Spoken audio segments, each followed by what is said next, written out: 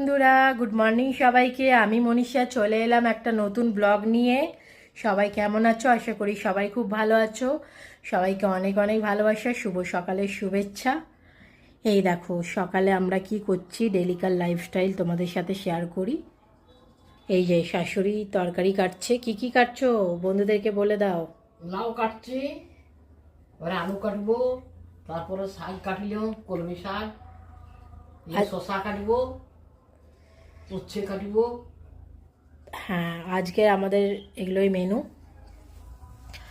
আর এই দেখো তোমাদের দাদা মাংস ধুচ্ছে। দাদা কি করছো? মাংস ধুচ্ছি। এ দেখো মাত্র চিকেন আনলো, আজকে একটু চিকেন করব, শুক্রবার।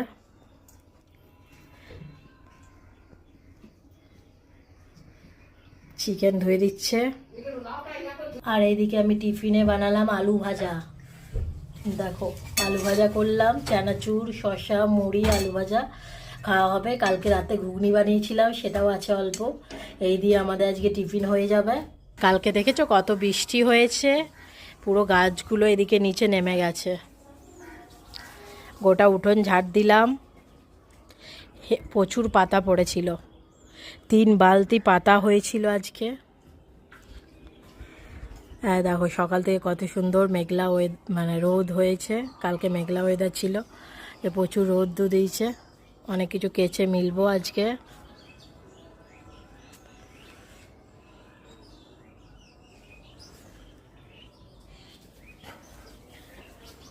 আমাদের টিফিনের জোগাড় তো হয়ে গেল। আজকে মুড়ি খাবো, আলু ভাজা আর তোমার চানাচুর, ঘুগনি, এইসব দিয়ে মুড়ি খাবো।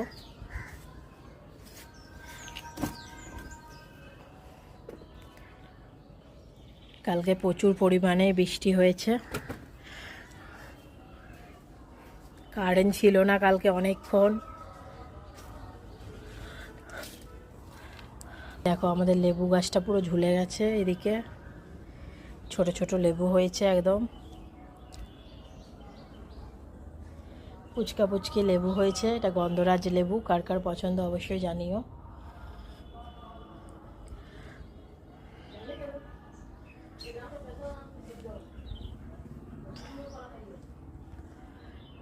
ছোট ছোট লেবুগুলো আছে বলে গাছটা কাটা যাচ্ছে না, নালে কেটে